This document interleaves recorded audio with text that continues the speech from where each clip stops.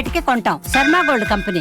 నమస్కారం, welcome to Suman TV. నేను గీతాంజలి. ప్రస్తుతం మనతో పాటు ప్రముఖ వాస్తు జ్యోతిష్య పండితులు చేబిఎం కిరణ్ శర్మ గురువు గారు ఉన్నారు. వారితో మాట్లాడదాం. గురుగారు నమస్కారం అండి. అఖండ లక్ష్మి ప్రాప్తిరస్తమ్మా. సంతోషం అండి మీతో మాట్లాడదాం. 2026 ఎంతగానో ఎదురు చూస్తున్నటువంటి వీడియో అని చెప్పాలి. ఎందుకంటే చాలా మంది ఏం జరగబోతోంది, ఎలా ఉంటుంది, వాస్తవానికి మనకి వర్తించదు, ఒప్పుకుంటాం. కానీ 2026 నెంబర్ మారుతోంది. కొంతమంది చాలా ఎక్కువగా నమ్ముతారు.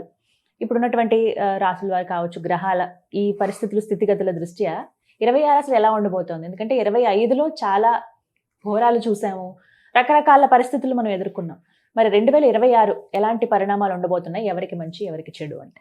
ముందుగా మనం చెప్పుకోవాల్సింది ఏంటంటే ట్రాన్సిట్ ఆస్ట్రాలజీ అంటే గోచార ఫలితాల్లో ఇది ఒక రకంగా వెస్టర్న్ ఆస్ట్రాలజీ అంటాం మనం. అంటే పాశ్చాత్యమైనటువంటి జ్యోతిష్ శాస్త్రం ప్రకారంగా ఈ 26 మిన్నట్టుగా 1 జనవరి టు 31 డిసెంబర్ చెప్పుకోవడానికి ప్రయత్నం చేస్తే అక్కడ గ్రహణాలు కదలికలు చెప్పుకోవాలి. బట్ ఇక్కడ మీరు అన్నట్టుగా వేరే దేశం వాళ్ళు ఓన్లీ 1 ఇయర్ ఎలా ఉంటుంది కొంతమంది అడుగుతారు. కాబట్టి మనకంటే ఉగాది టు ఉగాది మీరు చెప్పేదారు. అది వాళ్ళ కోసం మనం చెప్పాలి కదా. దే ఆర్ వెయిటింగ్ ఫర్ జనవరి వచ్చేసింది, డిసెంబర్ తెలుసుకోవాలి అన్ని విషయాలు ఎలా ఉంటుంది అనేటువంటి ఆతృత ఉంటుంది. ఇక్కడ ముఖ్యంగా మీరు ఆ ఉగాదిలో అడిగినా ఎప్పుడు అడిగినా ఒకటే పొజిషన్ మాకు. అంటే ఏ గ్రహాలు మారుతున్నాయి, మేజర్ గ్రహాలు ఏం మారుతున్నాయి. సో మేజర్ గ్రహాల్లో Saturn is not moving anywhere, అతను మారాడు ఇప్పుడు ఎక్కడ. మారేదల్లో మనకి జూపిటర్, సేమ్ టైం రాహు కేతువు కూడా కొంతవరకు మారే అవకాశం ఉంటుంది. ఇక మనకి మిగతా గ్రహాల్లో పెద్ద ఎవ్రీ మంత్ మారుతారు, వాళ్ళు 40 డేస్కి మారుతారు. కాబట్టి దాని గురించి మనం ఉగాది పంచాంగం చెప్పుకుంటాం.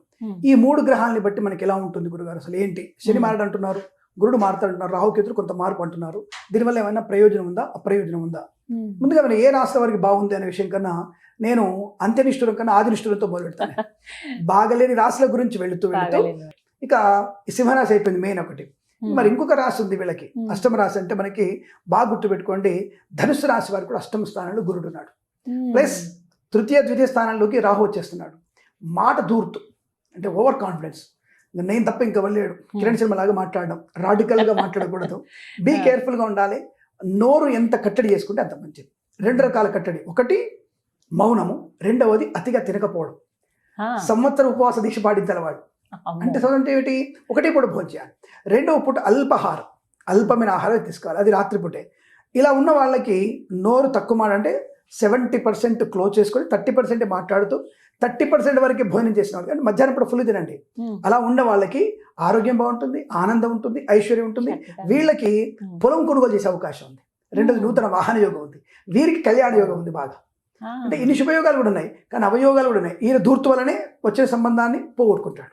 ఈ అమ్మాయి మంచి సంబంధం వచ్చేస్తుంది, అవును నీకు బాగానే ఉందా, నీకు దగ్గర పనికి వస్తావా అని ఒక పొర్లు మాట అందనుకో, వాడు కాస్త జంపు జగన్నాథ్ అంటే అవతల వాడిని అవమానించేట్టుగా మాట దొల్లుతుంది. కాబట్టి అక్కడ మనకు జాగ్రత్తగా ఉంటే అద్భుతమైనటువంటి వైవాగ్యం.